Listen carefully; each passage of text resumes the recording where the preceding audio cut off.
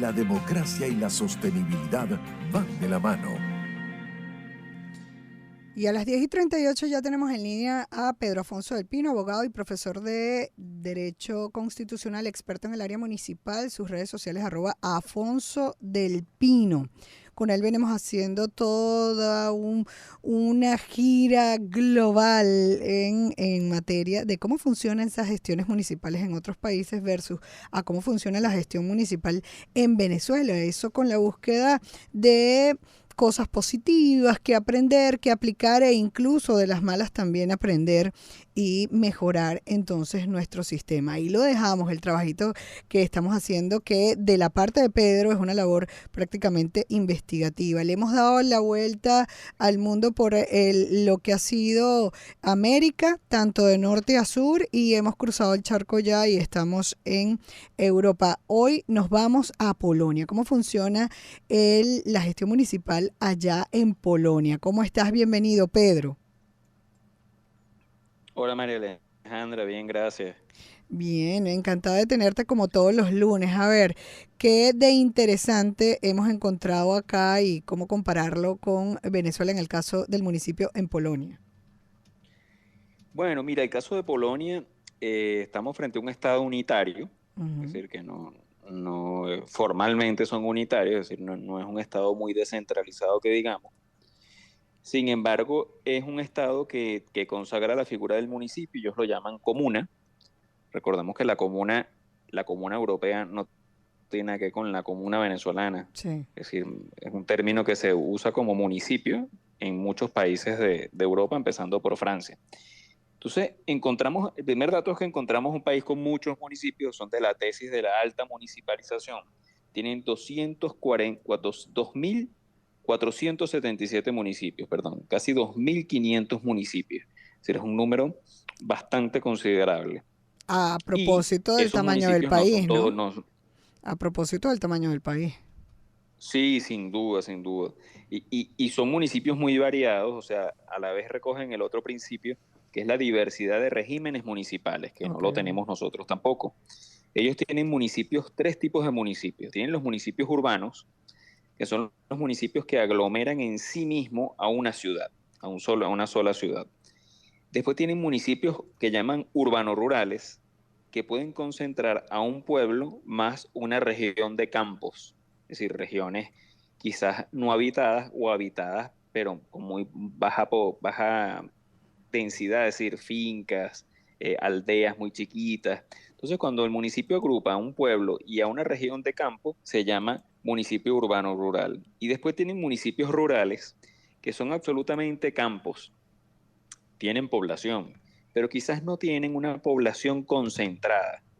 Eso sucede en Venezuela. Ustedes agarran una vía de esta, del llano y van a encontrar múltiples caseríos pequeños a lo largo de la carretera, pero no hay un núcleo poblacional grande. Entonces, esas regiones también ellos le dan el estatus de municipio. Eso en nosotros no nos pasa ni por la cabeza. La mayoría de esas zonas pertenecen a algún municipio y su capital suele estar muy lejana. En el caso de ellos, también hay datos interesantes, porque inclusive hay municipios rurales en donde la sede de la alcaldía ni siquiera está en ese municipio, Mm. porque no tienen la suficiente infraestructura para tener la sede de la alcaldía. Entonces, la sede suele estar en un pueblo que está en otro municipio, pero que vamos a decir, ahí tiene quizás más servicios públicos o más capacidad para atender un personal, y esa sede presta los servicios a ese municipio rural, que obviamente son cosas muy sencillas, cosas relacionadas con la agricultura, con el mundo rural, con vías de penetración agrícola, a diferencia de los municipios urbanos que sí atienden temas como educación, sanidad, temas de salud, temas de vialidad urbana, es decir, son un poco más complejos. Y tienen otro municipio, el cuarto municipio podríamos llamarlo, es un municipio que ellos llaman municipios con derechos, que son los grandes municipios urbanos. Inclusive en estos municipios ellos tienen una comisión obligatoria, que es la comisión de seguridad, bueno, debe regular la policía o el orden público local, ¿no? Y bueno, también para entender la estructura del municipio, el municipio se organiza en un consejo que ellos llaman consejo comunal. Vuelvo y repito, no tiene No hay nada que ver nada con que los ver. consejos comunales nuestros. Mm. El consejo comunal es una especie de consejo municipal que se elige cada 5 años Y después tienen la figura de una autoridad que varía el nombre dependiendo de los municipios urbanos, rurales, cambia de nombre. Pero que Pero sería en el de la sintonía es función. un alcalde. Es un alcalde, ok. Ok. Exacto, es el jefe ejecutivo, que también es electo. ¿Electo Eh, popularmente o electo del seno de ese consejo? Electo popularmente, sí. Pero bueno, lo que sí te que denotar es que el gobierno central tiene mucha presencia, delega muchas cosas, es decir, es un gobierno es un estado unitario, ¿no? Bueno, en el caso del gobierno de Polonia, Polonia es un sistema semiparlamentario, los polacos eligen al presidente de Polonia, lo eligen por votación directa, y después el presidente designa el Consejo de Ministros, pero es el Parlamento quien por mayoría de escaños de partidos designan al primer ministro. Entonces tenemos dos figuras estelares, el presidente que es de sufragio directo y el primer ministro que lo eligen los partidos políticos de mayoría en el Congreso, bueno, en el Poder Legislativo. Que es algo como que tradicional en Europa, ¿no? Esto, la figura del primer Bueno, ministro. sí, aunque en este caso es una figura, el caso polaco es semipresidencial, porque en la mayoría de los estados europeos el jefe de estado suele ser más simbólico. Mm. En cambio, en el caso de Polonia es un jefe de estado que gobierna, es un jefe de estado que además es electo por los ciudadanos, es decir, tiene mucha fuerza política, Y si a yo te diferencia de los pregunto demás. en función, un poco para compararlo con lo venezolano, un presidente es el ejecutivo, también los ministros son parte del equipo ejecutivo del presidente. ¿Cuál sería la función de este ministro? ¿Legislativa, contralora o también tiene funciones ejecutivas? Ejecutiva, es decir, es un Ejecutiva. ejecutivo compartido, Ok, exactamente. ok.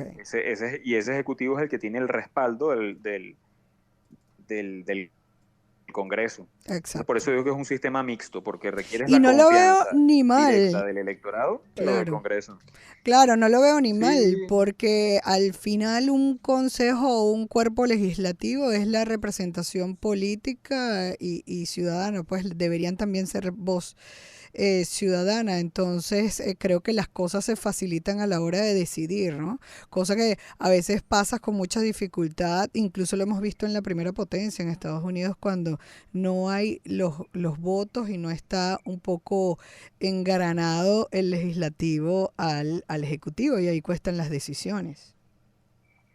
sí, son en este caso, bueno, estos sistemas mixtos lo que buscan es que el poder ejecutivo, que siempre suele ser muy poderoso en cualquier país del mundo, Claro.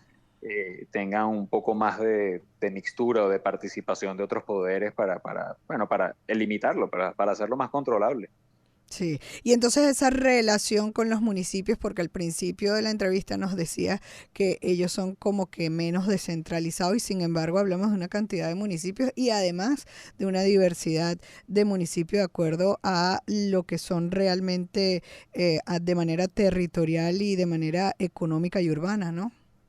Sí, la limitante está en que los municipios no tienen una gran autonomía fiscal. Ahí Entonces está. dependen mucho presupuestariamente del poder central Ajá. y bueno, eso pues, y de muchas delegaciones o de muchas cosas que el gobierno central permite a través de regiones y de subdivisiones internas, pero que son más administrativas, más que no tienen autonomía política. Entonces, Mm, bueno, hay una presencia determinante del gobierno central. Esto, ojo, esto no es bueno ni malo. claro. Esto depende de las circunstancias de cada estado. Lo que sí hemos visto a pesar de que haya estados unitarios o hay estados descentralizados, el municipio siempre existe, siempre persiste. O sea, no hemos Claro. encontrado un sitio donde no exista el municipio. Hasta ahora no hemos encontrado eso y siempre es el gobierno más cercano al ciudadano, ese que se entera de las necesidades reales de la gente, ¿cierto? Es correcto, exactamente. Por Sí. eso es que más que descentralización, el municipio tiene que ver con la democracia. Es decir, porque mientras el poder esté más cercano a la gente, es más eficiente y la gente controla más el poder. Mm. Entonces, más bien está ligado esencia del juego democrático, la existencia de los poderes locales Claro, a nivel pero micro. si entendemos para qué están las autoridades que son para servir a la gente, pues yo vería la posibilidad, claro, eso está a potestad de tanto las autoridades como de los mismos ciudadanos, de que las políticas públicas que se diseñen sean lo más cercanos a las necesidades reales de la gente.